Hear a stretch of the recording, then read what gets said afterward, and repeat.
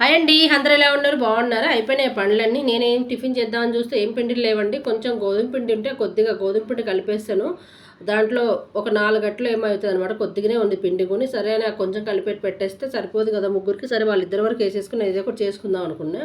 మా అబ్బాయి నేను మ్యాగీ తీసుకొచ్చుకుంటే నాకు మ్యాగీ వండని చెప్పాడు. సర్లే అని వాడికి మ్యాగీ చేద్దాం, మేము ఇద్దరం వేసుకుందాం అని చెప్పేసి 4 గంటలే మా పైన ఉందండి. ఒకవైపు ఇది వేసుకుంటే ఒకవైపు పోపు పెట్టారండి. ఉల్లిపాయలు అది ఏం కోయలేదు, తాలింపు గింజలు, ఎండుమిర్చి, కరివేపాకు వేసేసాను. ఇది మ్యాగీ ఇది తెచ్చాడండి, గోధుమ పిండిదంట. మనకు మసాలాలో పొడి ఉంటుంది కదా, ఆ పొడిలో కూడా క్యారెట్ మనకు కందిపొడితో వచ్చిందంట అండి. మసాలా పొడి కూడా బాగుంటుంది. సరే ఒకసారి ట్రై చేద్దామని చెప్పి తీసుకురమ్మంటే తీసుకొచ్చాడనమాట. గోధుమ పిండిది కదా, అందులో బాగుంటుంది కదా అని చెప్పి తెప్పించాను.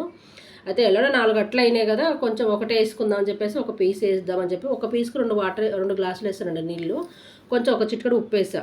ఒకవైపు మ్యాగీ చేసుకుంటూ ఒకవైపు అట్టేసుకుంటున్నా అండి. 2 పనులు అయిపోతున్నాయి కదా. ఇప్పుడు నీళ్ళు వేసాను కదా, కొంచెం మరిగినాక ఇప్పుడు కట్ చేసుకున్న మసాలా పొడి ఒక ప్యాకెట్ వేసాను. ఎందుకంటే ఒకటే పీస్ వేస్తున్నా అని చెప్పేసి ఒకటే ప్యాకెట్ వేసేసాను. అందులో మనకు క్యారెట్ తురుము నిజమే అట్లనే ఉందండి, చెప్పిన విధానంగానే ఉంది. పైన ప్యాకెట్ పైన ఎలా ఉందో అలానే ఉందన్నమాట. మిరియాల పొడి, క్యారెట్ తురుము, బఠానీ. అది పొడి మాత్రం కొంచెం కందిపొడి లాగా అనిపిస్తుందండి. కొంచెం స్మెల్ వస్తుంది కందిపొడి లాగా.